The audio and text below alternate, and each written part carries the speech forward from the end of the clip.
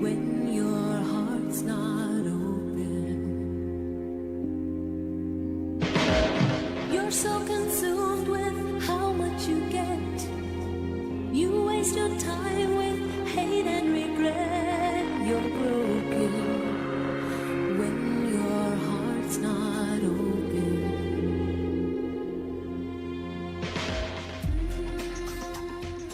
Matar Sambala, technique au micro, Mohamed Ali Mouba, mesdames et messieurs, bonjour, merci d'avoir choisi la radio Futur Média, remue-ménage qui s'installe pour 50 minutes de débat et d'échange autour des grandes actualités de la semaine. Pour ce faire, j'ai le plaisir de recevoir dans ce studio Dr Samba Faye. Docteur, bienvenue, bonjour.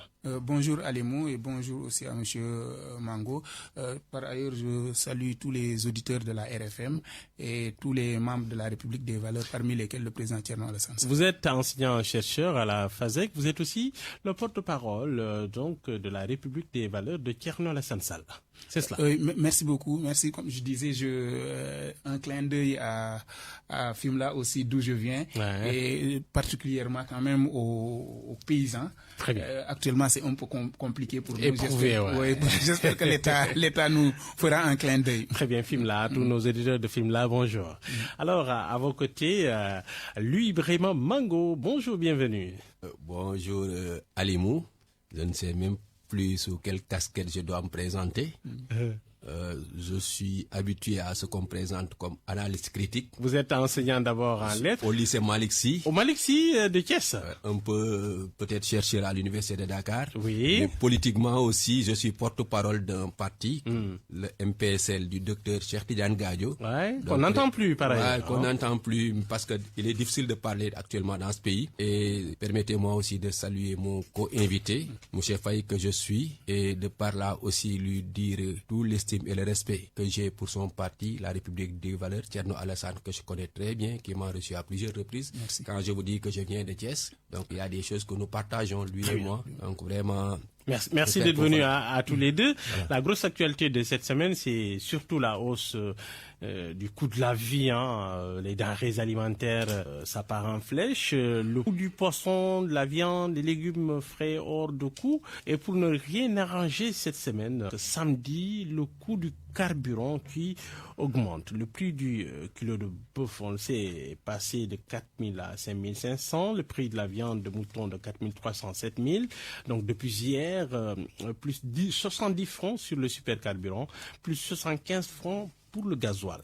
L'État justifie la mesure par le contexte international marqué par le conflit au Moyen-Orient. Docteur Samba Faye, vous êtes économiste de formation. J'aimerais vous entendre d'abord sur la hausse du prix de la viande, du prix aussi des légumes, le prix du poisson. Que comprendre ? Alors, comprendre que c'est un échec de ce gouvernement, il faut oser le dire. Parce que nous, au niveau de la République des Valeurs, on avait constaté à l'époque du presse que le Sénégal a un problème structurel. Et que donc, face à ce problème structurel-là, essayer d'injecter des solutions ponctuelles n'y feront rien du tout.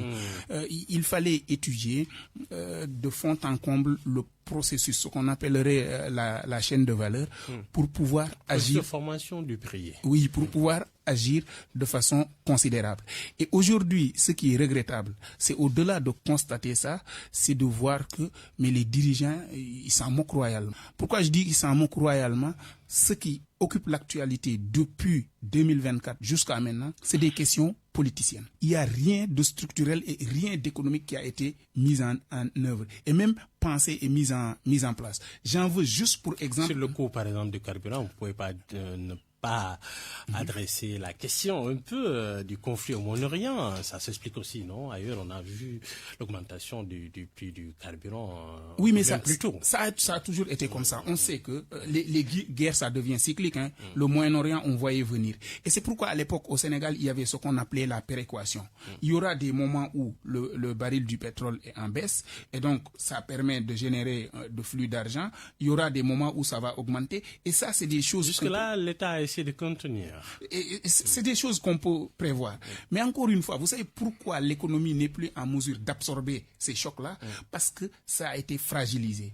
Et ça a été fragilisé depuis cette question de la dette cachée. Si vous vous souvenez, mais toutes les notations du Sénégal, ça allait de mal en pis. Et donc, lorsque vous avez une économie qui n'est plus capable d'absorber les chocs et qu'il n'y a rien qui est mis en place, mais évidemment, le citoyen est laissé à lui-même. Et c'est ce qui donne les conséquences que nous sommes en train de voir aujourd'hui. Encore une fois, je ne suis pas en train de dire dans le nihilisme que le Moyen-Orient n'a pas d'impact sur ça, mais je suis en train de dire que le Moyen-Orient, c'est depuis l'année dernière. La guerre des 12 jours, on s'en souvient. Et on savait que ça allait crescendo. Qu'est-ce qui a été mis par rapport à ça? Rien du tout. Aujourd'hui, on est producteur de pétrole, ne l'oublions pas. Quel est le dispositif qui est mis en place? Est-ce qu'on va continuer à pomper du brut et à vendre? Aujourd'hui, on n'est pas capable de dire c'est quoi la vision du ministère de l'énergie dans ça. Quand est-ce qu'on va mettre en adéquation la SAR et le type de pétrole que nous ayons pour raffiner sur place et nourrir cet écosystème-là qui puisse permettre que les services connexes puissent marcher? Il n'y a rien qui est dit sur ça. Donc on est là. Aujourd'hui c'est une affaire de mandat. Demain c'est une affaire je veux dire dette cachée. Après demain c'est une histoire de fonds spéciaux. Mais jamais on se prononce sur les questions essentielles. Je précise que le Sénégal, justement, je le dis souvent, a un problème économique et que les gouvernants de ce pays auraient mieux fait de s'orienter vers ces solutions économiques-là. L'équation économique, Ibrahima Mango, vous êtes homme de lettres, j'aimerais bien que vous regardiez de plus près la question. Dites-moi, qu'est-ce qui nous arrive? C'est cette flambée des prix, en tout cas les denrées alimentaires, aujourd'hui, le coût du carburant aussi, tout ça sur la tête de Gorgorlou, pauvre Sénégalais. Ouais. Alimou, après la voix et l'analyse de l'économiste, peut-être que moi je vais aborder la question sous l'angle social et humanitaire, peut-être produit de la faculté de lettres, donc l'humaniste qui parle. Le coût de la vie, on est sur terre pour vivre d'abord, et pour vivre il faut se nourrir. On se nourrit comment? Je vais un peu convoquer peut-être un économiste. Nous tous nous savons un économiste qu'on appelait Maslow, la pyramide de Maslow. Il a hiérarchisé les besoins de l'humain, du besoin sociologique à l'estime de soi. Le premier besoin qu'un humain doit accomplir, assouvir, c'est un besoin sociologique. Il a besoin de manger, de boire. D'abord, en toutes circonstances, il faut manger et boire. Les Wolofs le disent bien. Sac bu deful dara du taxaw. Oreille bande affamée n'a point d'oreille. Et pour manger, il faut élever, il faut cultiver. Parce que la viande ne tombe pas du ciel. Les aliments que nous mangeons ne tombent pas du ciel. Donc, si dans un pays, il faut voir à l'approche de la Tabaski, les problèmes que nous avons, je dois vous dire que c'est un ami et un petit frère qui gère le ministre de l'élevage. Il est de Thiès, Maître Ousmane Diagne. Mais quand dans ce pays-là, être éleveur est devenu presque une activité de badola. Tu es Peul, je suis Peul, nous sommes du Fouta. Dans le Fouta, les gens ne cultivent plus. Il est failli, il vient de me parler de fatigue, de Fimela. Vous allez dans le Sine, les gens ne cultivent plus. Mais un pays qui ne domine pas son élevage, un pays qui ne domine pas son agriculture, ce pays-là mourra de faim. Parce qu'on dépend des autres pays pour vivre. Aujourd'hui, vous entrez sur le marché, nous sommes inondés par les oranges qui nous viennent du Maroc. Alors que tout près, il y a la Casamance, il y a tout près de Thiès. Aujourd'hui, les Sénégalais pensent que cultiver la terre est une activité réservée aux gens qui n'ont pas fait les bancs. Et être derrière son troupeau est une activité de pauvre. Mais quand un pays ne domine pas son agriculture, ne domine pas son élevage, ce pays-là mourra de faim. Alors, donc, selon les vendeurs, en tout cas, interrogés sur les marchés, cette flambée du prix du bœuf, de la viande de bœuf, donc, s'explique par la baisse des importations en provenance du Mali, à côté, qui est en crise, inflation aussi du prix du poisson, alors que nous avons des kilomètres de côte. Mais c'est ce que je vous dis. Est-ce qu'on doit attendre le Mali pour avoir des bœufs, avoir des têtes? Parce qu'en allant à la conquête des Sénégalais, on leur promet qu'une seule chose, améliorer leurs conditions de vie. Quel était le plus grand slogan, le mot le plus répandu pendant que ceux qui nous dirigent étaient au pouvoir, étaient dans l'opposition, c'était de nous apporter la solution. La solution. par rapport avec le projet, la solution par rapport au coût de la vie, riz coûte cher, on a la solution, l'huile coûte cher, on a la solution, le carburant coûte cher, on a la solution. Maintenant, 2 ans qu'ils sont au pouvoir, s'il n'y a pas l'once d'une solution, à part que ça se complique davantage, il faudrait d'abord dire donc qu'ils ont échoué. Et il ne leur reste pas 3 mois, 3 ans, trouver la solution. Et il n'y a pas à dire, oui, allez, il y a une crise au niveau international. C'est vrai, le Sénégal n'est pas un îlot à part dans un monde à part. Il va sans dire que ailleurs, à travers le monde, il y a ces difficultés. Nous aussi, nous ne pouvons pas y échapper. Mais d'abord, de manière endogène, qu'est-ce que nous faisons? Mais nous sommes en plein hivernage. Quelle est l'activité actuellement favorite des jeunes? De Thiès à Dakar, ils sont dans les terrains. Même dans les villages aujourd'hui, les jeunes courent plus derrière le ballon qu'ils ne vont au champ. Alors, on a entendu en tout cas les professionnels de la viande obligés aujourd'hui de se rendre, Samba Faye, dans les coins les plus reculés du Sénégal pour s'approvisionner en bétail afin de ravitailler le marché dakarois. Mais il y a peut-être aussi une part de spéculation. Si je vous pose la question, c'est parce qu'on a entendu l'association des consommateurs du Sénégal, ASCOSEN, exhorter l'État à intervenir pour encadrer les prix. Il y a une part de spéculation dans tout ça, dites-moi. Alors, d'abord, de façon globale, moi, je reviens un peu par rapport à ce qu'a dit M. Mango. C'est nous, à l'époque, avec le président Thierno Alassane Sall, on parlait de faire du Sénégal le grenier de l'Afrique de l'Ouest. Ça veut dire qu'un pays qui ne produit pas, effectivement, est soumis aux péripéties du reste du monde. Et comment nous, on pensait cela? C'était, entre autres, c'était de maîtriser d'abord l'eau de pluie qui ruisselait et ensuite de pouvoir faire de l'agriculture irriguée. Si je prends juste le département de Fatick que personnellement je maîtrise, de la côte Mbissel à l'ancienne capitale Diakhao, nous avons des vallées qui, depuis l'humanité, ne sont pas exploitées. Et donc, des millions de mètres cubes d'eau sont là-bas, parfois jusqu'au mois de mars, et ça s'évapore. Donc si on maîtrisait cette eau-là, et un peu partout dans le Sénégal, on parvenait à valoriser, c'était à l'image des domaines agricoles communautaires, si on parvenait à mieux gérer ça, ça allait produire et ça allait apaiser.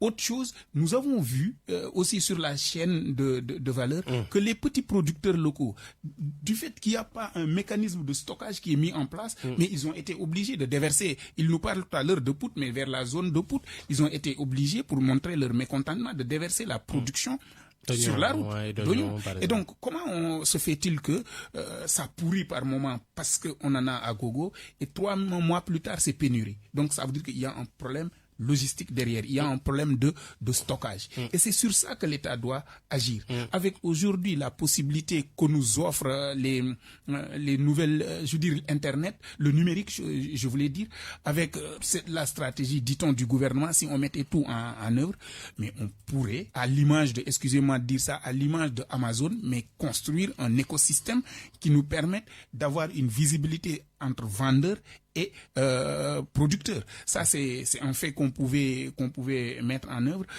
Autre chose aussi qui pose réellement problème, c'est encore une fois l'absence de vision. Prenez l'agriculture. Vous ne sentez pas l'État dans ça? Mais prenez juste l'arachide au niveau de l'agriculture. Qu'est-ce que nous avons vu la fois passée? Le gouvernement a commencé par dire les Chinois n'achètent pas. Ils n'ont rien mis en place. Vous entendez le premier ministre du Sénégal à l'époque. Il dit c'est lui qui a fixé un prix et c'est comme ça qu'il a demandé aux techniciens après de se débrouiller. Est-ce que normalement dans le processus de fixation du prix, ça s'établit comme ça? Ben non, c'est d'abord une analyse derrière sur la capacité et la faisabilité des choses avant d'annoncer. On n'annonce pas pour après aller chercher une solution. Ça montrait que ça faisait du pilotage à vue. Autre chose, quand l'État n'a pas pu absorber ça, le même Premier ministre est sorti pour dire aujourd'hui on demande aux Chinois de venir. Sauf qu'ils oublient que le Chinois, c'est pas un tafiengal, excusez-moi, du bana-bana, c'est de la programmation et de la prévision. Donc les gens là n'ont pas prévu, n'ont pas programmé, il n'y a pas eu rush. Et après, on nous dit quoi? Que j'enjoigne la Sonacos de passer de 150 000 à 300 000 tonnes. Vous pensez que c'est comme ça qu'on gère un pays? Est-ce, Samba Faye, est-ce une hausse conjoncturelle ou vous pensez que nous sommes inscrits dans la durée? Non, mais bien sûr, dans la durée. La production augmente à un rythme supérieur. C'est mathématique ce que je dis. Si le nombre de personnes qui doivent manger passe de 5 à 10 et qu'au même moment, la production passe de 8 kilos à 6 kilos, il est évident qu'il n'y a pas de mystère, on va vers ça. Si on prend par exemple l'exemple du prix du kilo de viande, c'est de manière récurrente que le prix du kilo évolue, presque durant l'hivernage en tout cas, c'est une hausse de 100, 200 francs tous les mais ans. Justement, Et quelle est la politique au niveau de l'élevage? Qu'est-ce qui a été fait? Rien. Qu'est-ce qui est projeté? Moi-même, je peux être d'accord que sur 2 ans, ça peut être limite. Mais je veux dire, quelle est la vision? Qu'est-ce qu'on nous a dit? Il y a à l'époque le ministre Mambouba qui nous dit il y aura 50 vaches qui viendront du Brésil, je ne sais quoi encore. Pour la production laitière. 50. Vous imaginez un peu? Au moins, avec les régimes précédents, on commençait à voir quoi? L'insémination artificielle. Donc, il y avait quelque chose qui commençait à être mis en place. Mais à défaut de poursuivre ça, vous cassez. Et c'est justement pourquoi je dis, je ne suis pas un oiseau de mauvais augure, mais l'économie, ça ira de mal en pis. Pourquoi? Parce que d'abord, ce qui faisait le Sénégal, c'était la confiance et rien d'autre. Le Sénégal avait la confiance des partenaires. Et si vous avez la confiance des partenaires, le crédit pays permet à nos importateurs d'avoir en retour la confiance de leurs partenaires privés, qui pouvaient permettre qu'ils puissent avoir un certain nombre de facilités. Aujourd'hui que nous avons perdu la confiance macroéconomique au niveau macro, mais ça va dépendre sur les privés, et ce qui fait que la banque qui pouvait prêter à un Sénégalais 100 millions va commencer à dire attention, l'économie est en crise, peut-être que ce sera des difficultés en perspective et les conditions vont devenir drastiques. On va vers une contraction de l'économie. On y est déjà, mais ça continuera parce qu'il n'y a pas autre chose. Vous savez pourquoi ça continuera? Parce qu'au même moment qu'il y a ces problèmes structurels-là et devait solutionner, qu'est-ce qu'on observe au niveau institutionnel? Sénégal, on s'attend à tout moment un blocage entre l'Assemblée nationale et le gouvernement. Et donc, face à une telle situation, qu'est-ce que vous voulez qu'un homme d'affaires puisse faire? Et je termine en disant qu'il y a des choses qui ne peuvent pas être dites lorsqu'on gère une nation. Je donne juste un exemple. Et je le dis souvent, c'est pas parce qu'aujourd'hui je suis sur RFM que je le dis. Prenez Youssou N'Dour, qui est un homme à dimension internationale, connu de tous, et le premier ministre de la République du Sénégal, qui le regarde et qui dit « je vais casser ton entreprise ». Parce que c'est comme ça qu'il l'a dit. Mais quand vous dites ça, quelle est l'image que vous donnez? C'est l'entrepreneur malien qui viendra? C'est l'entrepreneur français qui viendra? Et Youssou N'Dour, ça a une résonance internationale. Mais bien sûr, parler de Samba Faye, c'est différent. Parler de Youssou N'Dour, c'est Dieu qui l'a fait comme ça. Il a une résonance internationale. Et il a des amis et des connexions. Et les gens vont dire « ah tiens, si celui qui était censé être le porte-étendard est maintenant brisé par son gouvernement, qui va rester ?» Et voilà des erreurs à répétition comme ça qui sont en train de se répéter aujourd'hui, qui vont faire que fatalement, on va vers une... D'ailleurs, il y a un rapport qui est sorti qui nous dit qu'il y a un risque de famine de 800 000 personnes.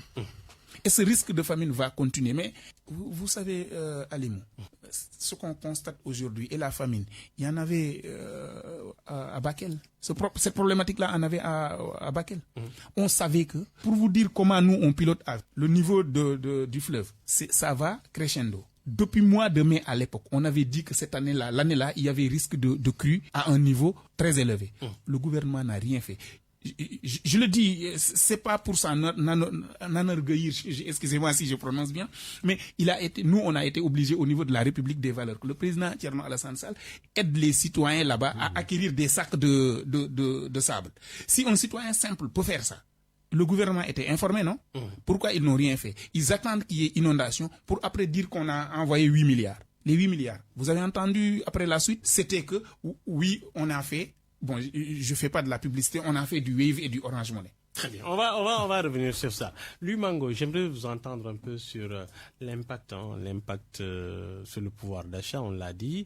Quel est aujourd'hui cet impact réel de cette inflation sur le budget des ménages selon vous? Vous qui êtes dans les quartiers, vous avez vu des choses. Alimou, moi je suis d'un parti qui a inscrit au cœur de son programme cette triple que malheureusement les Sénégalais n'ont pas bien écouté. Nourrir, éduquer, soigner et libérer les énergies.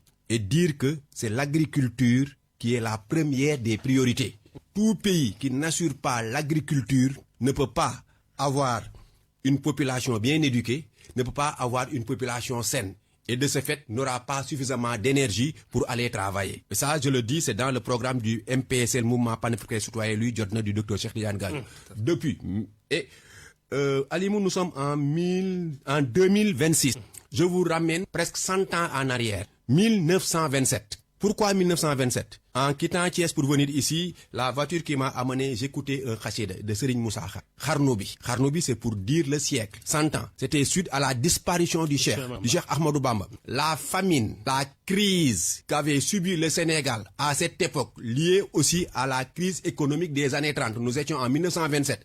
Tellement que il y avait une famine qu'on nous dit qu'à l'époque, les gens n'avaient qu'une tunique. Et Serigne Moussa Ka de chanter après l'installation de Serigne Moutafa, Serigne bi gestul xarnu bi.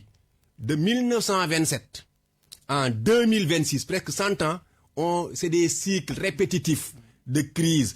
Entre-temps, avec le gouvernement de Senghor, on a connu la crise des années 1973. Avec Abdou Diouf, on a connu les années 90-94. Chaque gouvernement traverse. Ça dit donc qu'on n'a pas une politique à long terme. Chaque régime qui vient essaie de se débrouiller. Heureusement, on profite de cette misère des populations sans dresser un plan bien réfléchi, un plan avec lequel on va travailler, un plan où il y aura un suivi et une évaluation. C'est comme qui dirait que dans ce pays, les gens se nourrissent de paroles. Il y en a dès que tu leur dises quand on sera au pouvoir, vous n'aurez plus faim. Ils sont rassasiés. Les gens vivent de perfusion médiatique. On ne peut pas nourrir une population avec des promesses. Il faut faire des choses factuelles. Maintenant, cette crise étant là, qu'est-ce que le gouvernement fait? Justement, les réponses. Pour contrer. J'aime bien parler de notre région d'origine, le Fouta. 1750 km d'eau douce. Du Fouta Jalon à l'embouchure du fleuve. Une fois, j'étais à Matam, j'étais le responsable régional de l'UJTL. Quand il y avait cette évasion des criquets. La jeunesse libérale. La jeunesse libérale. J'ai survolé Matam avec des Chinois qui m'ont dit, si quelque part dans leur pays, ils avaient toute cette étendue de terre, toute cette eau, ils pourront presque nourrir le monde. Nous sommes au Fouta. Il y a les cultures du cru et les cultures du décru. Le djeri et le walo. Les gens ne savent pas que dans cette zone, tu as du maïs 12 mois sur 12. Mais allez dans le Fouta, les gens meurent de faim. Quand dans cette même zone, tout femme, le Sérère ne sait pas qu'on dit tout femme. Mais les gens buvaient du lait à longueur d'année. On n'en boit plus parce que les métiers là qu'on devait encadrer dans notre système même éducatif. Les jeunes sont presque tous partis en ville. Mais moi je viens de Thiès. Il y a une école qui s'appelle ENSA, École nationale des ingénieurs agronomes. Qu'est-ce qu'ils font à travers le pays? Ils ont des diplômes. La plupart du temps, ils sont plus dans la théorie que dans la pratique. Vous entrez dans cette école, vous risquez de ne pas y voir de jardin. C'est pour dire que mettre des bottines, avoir des arrosoirs est un travail mal vu. Nous avons le complexe de la cravate du bureau climatisé de la langue française. On ne réussit dans ce pays que quand on est derrière un bureau, même avec un salaire de misère. On n'encourage pas les jeunes à aller vers ces métiers-là. On n'encourage pas les jeunes à être des agriculteurs. Parce qu'aujourd'hui aussi, l'image qu'on a du paysan, le paysan ne voudrait pas que son enfant, Samba Faye, vient de Fimela, une zone que j'aime bien. Moi, je suis entre Fimela, Djilor, Simal. J'écris sur Senghor, je connais très bien cette zone. Mais je le dis, les jeunes Sénégalais vont vers la terre s'ils n'ont rien à faire. Il y a un réel problème parce que une fois que les gens vous promettent des choses, s'ils arrivent au pouvoir, ils ne travaillent plus pour alléger la souffrance des populations. Ils travaillent pour se maintenir au pouvoir. De quel parchemin dispose l'État du Sénégal pour jouer un peu sur cette hausse des prix, étant rappelé que l'État est carrément limité, on n'a pas beaucoup de moyens, la charge de la dette qui est là. On nous avait trompé avec le pétrole. Les gens avaient cru, une fois au pouvoir, le Sénégal, pays producteur de pétrole, il y aurait plus. Mais qui n'a pas entendu des jeunes Sénégalais qu'on leur donne comme exemple la Libye. La Libye sous Kadhafi. Les gens ne payaient pas l'eau, les gens ne payaient pas l'électricité, on leur donnait tout. Et jeunes Sénégalais croyaient qu'une fois que ces gens-là seraient au pouvoir et que nous sommes pays producteurs de pétrole, il y a le SMIC. Tu restes chez toi, chaque fin du mois, on t'envoie 100 000 ou 200 000. Non, il disait 1 million, hein. Vous voyez, ce sont ces faux discours-là. Et à ce moment, ceux qui savaient comment fonctionne et qui le disaient que c'était pas possible étaient les ennemis de la République. Nous, on n'a pas changé. On est resté avec les mêmes discours. C'est-à-dire dire aux gens la vérité. Dire à cette jeunesse-là que l'État ne doit pas vous donner tous du travail. Mais malheureusement, en venant, j'étais dans la voiture, on parlait de baril de pétrole. Le chauffeur qui m'amenait, la notion baril de pétrole, il comprend pas. Le Sénégalais parle de pétrole, s'il entend baril, il comprend barigo. Barigo fût. Barigo fût. Barigo pétrole, il est cher, mais comme du barigo mbandi nga baye sa kër. Parce que notre population n'est pas suffisamment éduquée, ne comprend pas la géopolitique mondiale. Et les politiciens profitent de ça. Avec des beaux discours, on leur fait croire que le problème c'est pas toi, le problème c'est l'autre. Tant que nous pensons que le problème c'est l'Occident, tant que nous pensons que le problème c'est la France, tant que nous pensons que le problème c'est la Banque mondiale ou le FMI, on s'en sortira pas. Le problème c'est nous-mêmes. On a des fois une jeunesse très paresseuse. Mais le politicien ne regardera pas son jeune pour lui dire tu es paresseux. Il va lui trouver un coupable. Il va lui dire que c'est le régime qui était sur place qui t'empêche de t'en sortir. Et d'année en année, de politicien en politicien, de gouvernement en gouvernement, on va faire que tourner en rond. On s'en sortira pas. Il faut changer de discours et changer de méthode. Regarder cette jeunesse droit dans les yeux et leur dire retournez vers la terre. Alors, docteur Samba Faye, cette flambée des prix peut-il devenir un facteur de crise sociale? Mais c'est même pas peut-il devenir, mais ça va, c'est la suite logique. Parce qu'aujourd'hui, on voit que les ménages sont en train de s'appauvrir. En même moment, les entreprises, certaines ferment, d'autres ont du mal à tenir. Je voulais dire, en fait, le corollaire d'une crise économique, c'est la crise sociale. Parce qu'au fond, c'est quoi? C'est que combien de familles au Sénégal mangent correctement sur les 3 repas? Ça s'est accentué avec le privé qui est dans une situation extrêmement difficile. Moi, je vais crescendo. Je dis, les gens, à partir de ce moment, ils ont faim. Ils ont fait. Ensuite, ils sont énervés. Et quand on a faim et énervé, nous, au niveau de la République des valeurs, vous savez, lors de la Covid-19, un mois avant les événements de Adji Sarr et tout, on avait fait un article pour dire au président de la République, ça va sauter d'un moment à l'autre. Vous savez pourquoi? Parce que les gens enfermés, pour une bonne raison, mais enfermés à 8-10 dans une chambre pendant des mois, et que économiquement, celui qui vivait du Djaï fondé ou Djaï truc extra ne le fait plus, je dis, c'est une bombe à retardement. Il suffit d'une allumette. On l'a dit, pas plus après. Il y a eu les jeunes de Médina qui commençaient à se révolter. Et après, heureusement, le gouvernement a un peu assoupli, mais le mal était déjà fait. On est dans la même configuration. Le Dakar que je vois aujourd'hui, avec la situation précaire au niveau des familles, ensuite les délestages qui commencent à revenir, etc., qu'ils disent que moi j'ai un nuage de mauvais augure, il n'y a pas de souci. Mais le jour où il y aura étincelle, ça va s'embraser encore. Pourquoi? Parce que les gens sont fâchés. Et ils ont fâché, ça s'accentue par le fait qu'ils ont l'impression d'être délaissés. Parce que quand celui qui était censé amener abondance passe en longueur de journée à se crêper le chignon sur j'avais 1 milliard, c'est toi qui avais 12 milliards, je me suis ceci, non c'est toi. Donc j'ai acheté des véhicules pendant que ça ne devait pas l'être au niveau de l'Assemblée nationale, extra. Ça veut dire que vous donnez l'impression à cet individu, vous vous moquez de ses problèmes. Et le jour où cet individu aura l'occasion de vous le rappeler, il va vous le rappeler violemment. Ça c'est un fait. Maintenant l'autre chose, et ça me conforte dans son analyse Ibrahim tout à l'heure, par le hasard des choses, en 2021, après les premières secousses, j'étais justement au niveau de TFM. Et j'avais dit ceci, qu'au Sénégal, ce qui pose problème, c'est que on dit tous à la population, tous les partis politiques compris, qu'on va vous construire, c'était en termes imagés, qu'on va vous construire un immeuble. Sauf que nous, on oublie de dire à la population que pour que cet immeuble puisse se faire, vous ameniez du sable, il faudrait que vous portez les briques, et il faudrait le ciment, il faudrait en avoir parfois les mains enflées. C'est suite à cet effort collectif que nous aurons ce mieux-être qui est l'immeuble. Mais si on pense que on va venir en une semaine, on brise votre case et on vous met un immeuble, ça tient pas la route. Et effectivement, c'est ce discours-là que les jeunes ont besoin d'entendre. Et moi, je suis heureux. Je me félicite toujours d'un cas qui m'a impressionné chez moi au village de Keur Samba Dia. Le jeune, il s'appelle Kassoum Diaw, il se fait appeler Kana Diaw d'ailleurs. Mais voilà un étudiant, la saison sèche, et un maçon pendant les vacances. Ou quand même il a des vacances de Pâques, etc. Il va au chantier maçon. Et au même moment, bon, tu auras des camarades qui vont le matin, Sangou Basset, etc. Et voilà l'exemple de jeunes qu'il faudra donner et mettre en lumière pour que les gens puissent copier de ça et savoir qu'effectivement, la réussite n'est pas entre quatre murs et climatisation seulement. La réussite, ça peut être partout et partout. Et je termine par un autre exemple qui m'a le plus séduit. Il s'appelle Fimla Sarr, il est en Espagne.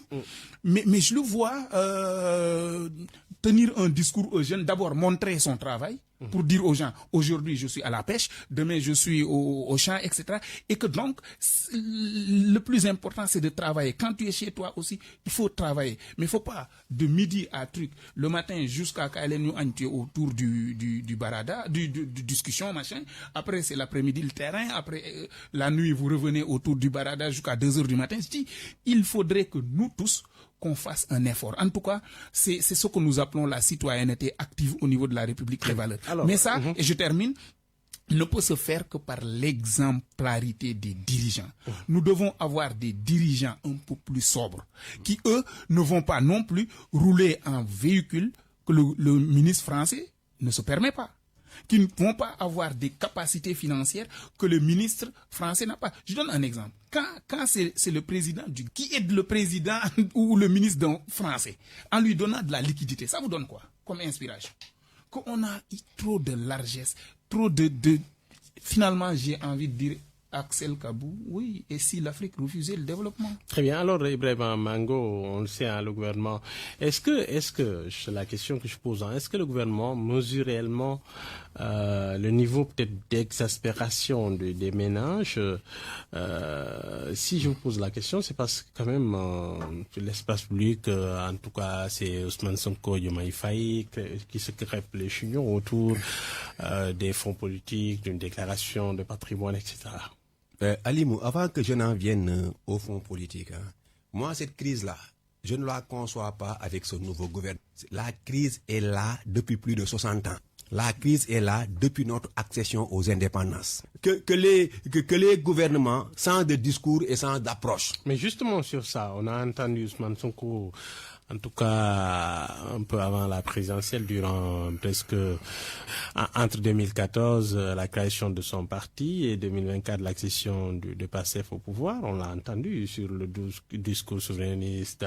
Il faut qu'on se donne les moyens de sortir de cette situation et ça va changer une fois au pouvoir. Et aujourd'hui, on voit que Gorgorlou se porte. Non, c'est pas ce discours souverain. Vous savez, bon, peut-être que entre le Halpulaar et le Sérère que vous êtes, moi, le Manka, je vais un peu vous parler Wolof. Vous savez ce qu'on appelle Gobar Diassi.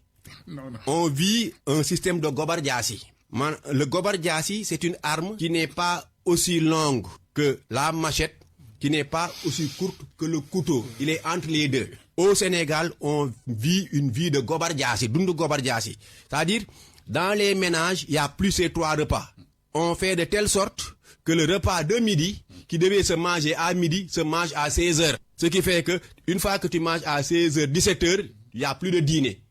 Nous sommes là, dans le Médina, un quartier que je connais bien. Je viens de Thiès, de Cité-Lamy. Les ménages où il y a les 3 repas, maintenant, les 3 repas sont remplacés par les 3 normaux. Les gens tuent la faim en buvant du thé et en buvant du café Touba. Exemple qu'il a donné d'un jeune très brave. Venez à Thiès. Prenez un taxi, demandez Allah Café. Tous les taximans le connaissent. Allah Café, du café Touba, est devenu un petit entrepreneur. Il emploie au moins une dizaine de personnes. Il a un petit champ, il fait de l'élevage, etc. Il emploie. Il gagne plus que n'importe quel fonctionnaire. Il ne voudrait pas que je parle de ça à la radio, mais c'est un exemple que je veux donner. Vous comprenez? Mais Samba Faye, lui, Mango et les élèves que nous formons attendent la licence, attendent la maîtrise, attendre des fois même le bac. Le Sénégalais, dès qu'il a le bac, il croit qu'il ne doit plus travailler la terre. C'est cette mentalité-là qu'il faudrait changer.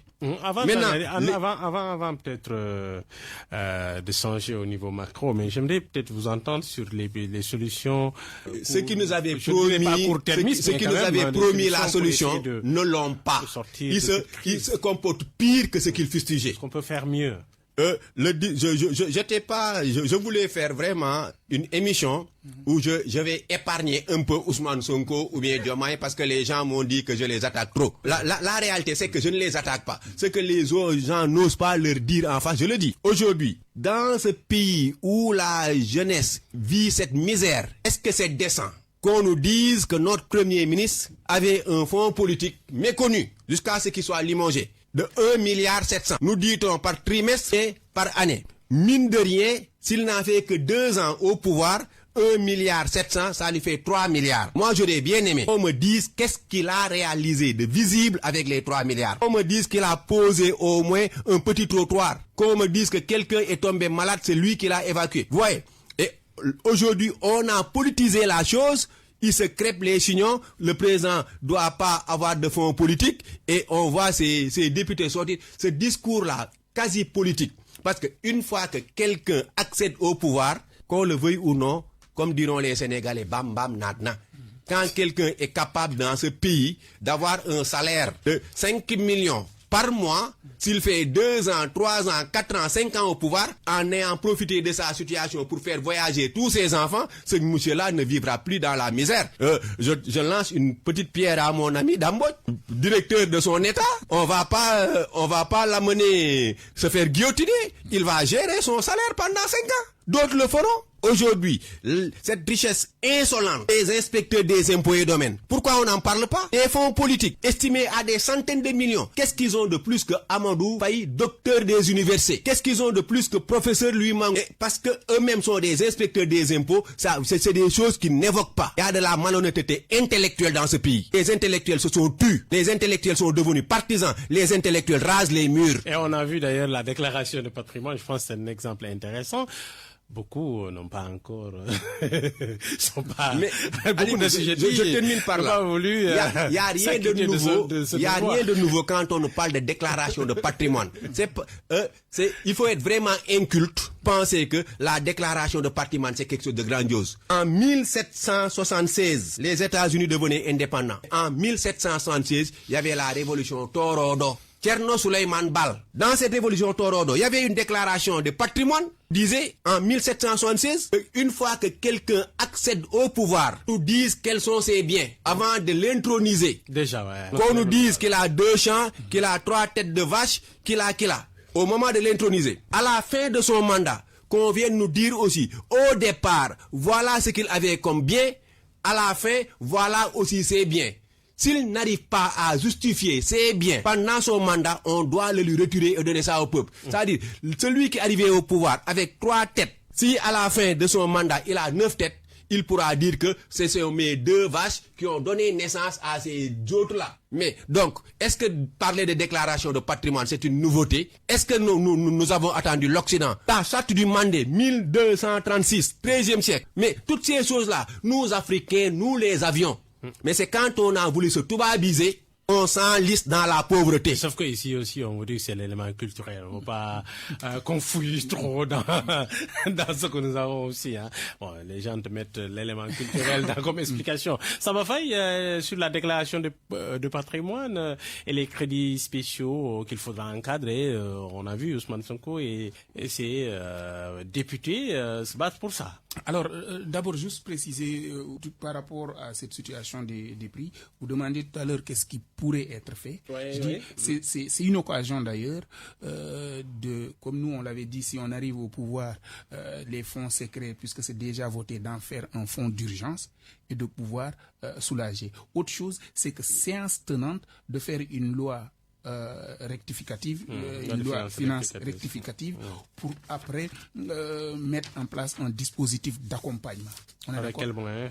Mais réorienter les lignes, c'est-à-dire que ce qui était prévu pour le fonctionnement de l'État, que l'État fasse un effort sur certaines choses, on est d'accord, pour ensuite subventionner et accompagner. Ça, c'est des mesures immédiates qui peuvent être prises. Mais vous avez vu que l'État a dit plus sur le carburant. C'est ça que je suis en train de sauf que c'est vrai parce que l'État n'a pas voulu toucher sur des niches dont il bénéficie. Et c'est cet effort-là, on nous avait dit qu'on allait supprimer 19 agences. On n'a pas voulu faire. Donc ça aurait permis de comprimer un certain nombre de dépenses et de pouvoir redéployer ailleurs. Ça, c'est des choses qu'on pouvait faire. Maintenant, malheureusement, comme vous dites, on met au devant les fonds spéciaux et les fonds trucs. Donc, je précise que, vous savez, il y a Sylvain Timsit, d'ailleurs, qui a parlé de manipulation et qu'on a attribué à Chomsky, d'ailleurs, qui dit, au fond, vous savez ce que les gouvernants font quand ils sont incompétents et nuls? C'est que face à un problème réel, ils en créent un autre faux problème auquel ils apportent des solutions pour paraître comme des génies. Je précise que déclarer un patrimoine, ça ne développe pas. Vous savez pourquoi? Celui qui déclare peut même mentir. Faut pas qu'on nous dise que celui qui déclare... Mais sauf que là, l'OFNAC a la possibilité d'enquêter. J'en arrive à ça avec Karim Wade. Qu'est-ce qu'on n'a pas fait? Commission rogatoire des années et des années. Qu'est-ce qui en est sorti? Donc les choses ne sont pas aussi faciles que ça. Je ne suis pas en train de dire que ça ne doit pas être fait. D'ailleurs, il nous a dit que c'est un problème que nous avions déjà réglé depuis très longtemps. Donc, mais ça ne doit pas être présenté comme étant la solution à nos problèmes. C'est juste un fait de gestion et on avance vers autre chose. Mais sauf que là aussi, plus d'un millier de personnes ont refusé jusque-là, en tout cas, de faire la déclaration des sommités. On dirait je suis totalement... celui que je retiens le plus, c'est Thioro Mbaké, avec beaucoup le député Thioro Mbaké. Oui, avec tout ce bruit qu'il n'a pas fait. Mais je veux dire qu'on arrête... Il n'est pas le seul. Hein. Je suis d'accord. Que tout le monde se mette en règle. Mais qu'on arrête encore une fois, comme on avait fait avec le pétrole, de faire penser à la population que le problème du Sénégal, c'est un problème de déclaration de patrimoine. C'est faux. Ça ne développera rien du tout. La transparence, je suis la bonne entièrement... Vous savez ce que je suis en train de dire? C'est le curseur, là où on met l'affaire. Y a-t-il pas l'OFNAC? Y a-t-il pas l'IGE? Y a-t-il pas la Cour des comptes? Dans tous les services, y a-t-il pas un service de contrôle? Que ces services-là jouent leur rôle et le problème est réglé. On est d'accord? Les gens ne sont pas sérieux. S'ils étaient sérieux et sincères dans ce qu'ils font, pourquoi dans toutes les propositions, vous n'avez pas entendu, celui qui est pris en flagrant délit de détournement ne pourra plus exercer aucune fonction publique au Sénégal? On l'a dit. Non, si la personne savait que si on me poursuit à partir de 500 millions, c'est mort pour moi tout ce qui est fonction publique au Sénégal. Pourquoi, selon vous, certains ne veulent pas s'acquitter de Mais parce que les gens ne veulent qu'ils ne veulent pas se déclarer, mais parce que moi, mon interprétation est premièrement, c'est que ils ont peur de pas pouvoir justifier. Pourquoi? Parce que la déclaration, qu'on nous dise pas que c'est une affaire de culture, hein, c'est pas rendu public. C'est que l'OFNAC qui sait. Et donc, c'est que l'OFNAC qui peut... Donc, ceux qui ne le sont pas sont dans le faux. Ils doivent se mettre à niveau. Je suis d'accord. Par contre, qu'on veuille nous dire que le Sénégal a un problème de déclaration de patrimoine, c'est là où je dis, mettons un bémol, il y a des corps de contrôle, donnons-leur le pouvoir et on avance vers le plus sérieux. Ça, c'est une première chose. Maintenant, les fonds spéciaux. Alimou, comment pouvez-vous comprendre que le PASTEF à l'opposition nous dise, c'était le premier parti qui qualifiait les fonds politiques de haram. Donc, ça sortait de la sphère république à la sphère foi, que c'est haram. Alors, qu'on me dise quelque chose qui est haram, si nous, ton oustas, te disait ceci est haram, et que après, ils te disent pendant 2 ans, j'utilisais la même chose. Imam Bouko Wakon Dotul Djulli Sunkanam. On est d'accord? Faudrait qu'on arrive à être sérieux, qu'on mette de côté les individus, mais qu'on soit exigeant sur nous-mêmes. Parce qu'on est trop laxiste. Pourquoi? Parce qu'un individu peut tout se permettre dans ce pays-là, c'est pas grave. Donc, les fonds politiques étaient jadis haram. Mais aujourd'hui, vous savez le glissement sémantique que PASTEF est en train de faire? Oui, les anciens premiers ministres ne tiennent qu'ils aient né des centaines de milliards de fonds politiques. C'est pas le problème. Le problème était que vous aviez été élu sur la base. On a entendu à ce sujet l'ancien ministre de l'Intérieur, Ali Ngouille, faire la précision suivante. Ousmane Sonko est le premier ministre du Sénégal à avoir des fonds politiques propres. Les autres, peut-être... On bénéficie de ceux du président. Mais je vais même plus loin. Qu'il soit le 20e à en avoir. J'ai dit, d'ailleurs c'est le premier, on est tous d'accord. Mais j'ai dit qu'il soit le 20e à en avoir et en soit problématique lorsque vous aviez acquis la confiance de la population à travers le fait que ce soit haram. Il faudrait qu'on insiste sur cet aspect-là. Après revenir dire que j'étais pas le seul. Non. Même si vous étiez le 1000e, c'est haram. Et c'est ce que vous avez dit et c'est sur cette base-là qu'on vous a élu. Le président de la République du Sénégal. Parce qu'on a tendance aussi à vouloir nous dire que oui, c'est son le problème du Diomaye. Non, le président de la République du Sénégal avait aussi une position tranchée. Non, mais je dis même sur ce point-là, Diomaye savait que... Mais c'est là où maintenant, prenons le président le premier ministre du Sénégal vient à l'Assemblée nationale. Le député Abdou Mbow lui dit, oui, vous aviez dit que les fonds sont haram. Il dit oui, moi je l'avais dit. 2 mois plus tard, il vient à l'Assemblée nationale. Le député Thierno Alassane Sall lui dit, vous l'aviez dit. Il dit, je ne l'ai jamais dit. Dans un pays sérieux, cette personne n'était plus digne de représenter qui que ce soit. Parce que le mensonge est la chose la plus prohiber, surtout quand on est un dirigeant. Et pendant tout ça, le président de la République en est conscience, est informé et laisse faire. Et la chose la plus détestable, c'est qu'après, il y a un ministre qui est sorti, qu'on veut ériger en héros, qui dit oui, mais même lui, il finissait les fonds et il demandait une rallonge. Sauf que pendant que le Premier ministre demandait une rallonge et que eux le savaient, le Premier ministre disait à la population de ne pas en avoir, on est d'accord, et eux laissaient faire. Ça voudrait dire que s'il n'y avait pas un problème entre eux, ils se seraient tus. Donc nous sommes là d'observer en toute élégance l'histoire des gangsters qui peuvent s'entendre pour aller voler, mais au moment du partage du butin, vont s'entretuer. C'est ce qu'on... Et c'est désolant. C'est pas ça que le Sénégalais attendait. Vous savez pourquoi c'est désolant? Je prends juste l'exemple des moniteurs de l'enseignement. Voilà des gens, des milliers, à qui on paye 25 000 par mois. Et qu'au moment où je parle, l'État leur doit 200 000 parce qu'on n'a pas payé le reste. Et pendant que l'État veut recruter des 2000 et quelques enseignants encore pour mettre dans le dispositif, on leur interdit la possibilité d'être recrutés.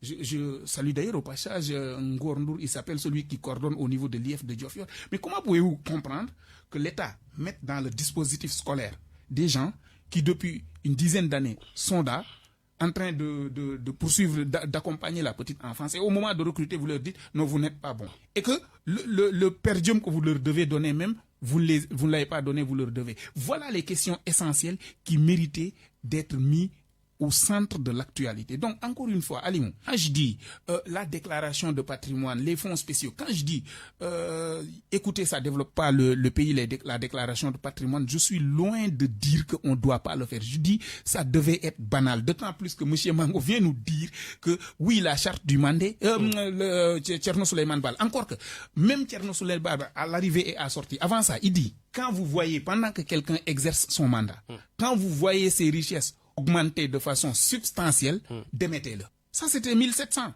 Donc, c'est pas aujourd'hui qu'on vienne encore nous dire. Vous savez pourquoi maintenant ils mettent le focus sur ça? Parce que concrètement, quand la balle est à terre et qu'il faut cogiter et mettre en place une solution, dites-moi qui de Sonko et Diomaye peut faire quelque chose. Il n'y en a pas. Justement. Ils ne sont bons que dans Yamane, Malanene, Tapantou, etc. Ils ne sont bons que dans ça. Jusqu'où cette guerre Sonko Diomaye peut-il aller? Les seuls perdants, ce seront les populations. Ils se sont déjà faits. On n'est pas président de la République pour mourir pauvre. On n'est pas Premier ministre pour mourir pauvre. On n'est pas président de la populations ne peuvent pas leur tenir rigueur de ça. La seule sanction, leur seule perte, c'est que les populations prennent conscience qu'aux prochaines élections, qu'ils leur fassent comprendre ce que vous nous aviez promis, la solution, vous êtes loin de nous apporter la solution. Vous n'avez fait que nous compliquer la chose. Mais je vous dis toujours, Alimou, il y a eu des modèles sur lesquels on pouvait s'inspirer. Dans chaque commune ou communauté au Sénégal, il y avait de grands champs qu'on appelait Tolu Diou. Le Tolu Bour, dans la culture traditionnelle, Tolu Bour, c'était presque le champ communautaire. Mais une fois dans une émission, j'ai eu à dire, avec la disparition de Cheikh Salih Mbacké, le Sénégal a raté une des grandes occasions d'assurer son autosuffisance alimentaire. Mais l'exemple de Khelcom était là. La communauté mouride est vraiment se développer. Dans chaque grande région du Sénégal, il y a un djawrin. On aurait eu des tolu serinbi. Vous avez vu des gens revenant de Khelcom faire la marche pour dire qu'ils réclament leur prime, qu'on les a pas payés. Les Blancs, quand ils sont venus au Sénégal, allaient vers Richard Toll. Richard Toll veut dire quoi? Le jardin de Richard. Richard Toll. Vous comprenez? Le Tolubourg. Et jusque-là, nos familles, où il y avait des poulaillers, où il y avait des enclos, quand tu avais un autre, tu entrais, tu faisais tout juste, tu es foutanké de tradition. Dès que tu as un gan, tu entres dans l'enclos et la petite chèvre qui est là-bas, ou bien le bouc, sera dans la marmite. Mais quand on vit en ville, on pense que se développer, c'est entasser du béton, mettre des carreaux devant et attendre la fin du mois. On va mourir pauvre. Sur la dernière question, cette guerre Sonko Diomaye. Cette guerre, il fallait s'y attendre. Moi, j'ai toujours dit que Sonko n'est pas Diomaye, Diomaye n'est pas Sonko. Mais quand je le disais, les autres me faisaient croire que Sonko, en fait, C'est Diomaye maintenant qui ressemble le plus à Sonko. Parce que Habib Sy ne pouvait pas être Sonko. Barthélémy Diaz ne pouvait pas être Sonko. Guy Marius Sagna ne pouvait pas être Sonko. Cheikh Tidiane Dièye ne pouvait pas être Sonko. On a vu le Jolof là qui nous dit que la seule personne de valeur dans ce pays s'appelle Ousmane Sonko. Mais je le dis, est-ce que Amna Diabarak Dom? Comment moi, homme qui me respecte, je dis publiquement que dans ce pays, il n'y a qu'un seul homme de valeur. Je ne vais même pas amener ça dans le côté religieux pour parler des chefs religieux ou pas. Mais aucun homme n'est plus valeureux que moi dans ce pays. Sinon, ma femme ne me regarderait pas comme un homme. Sinon, mes enfants ne me regarderaient pas comme leur père. Mais dans leur fonction de laudateur, au Pastef, on est bon que quand on se transforme en laudateur de Ousmane Sonko. Yafi gun, yafi dak jang, alors que bon, si tu devais faire sortir 2000 candidats dans ce pays, il fait pas des plus nuls. En termes de valeur, qu'est-ce qui est en lui valeur? Aujourd'hui, je taquine un peu, le nom du président là, Kiraï. Mais Kiraï, c'est pas que du Kiraï, hein. Il faut comprendre que dans Kiraï, c'est Sonko qui est d'abord attaqué. Et les autres, Kiraï. Le verbe railler. Kiraï.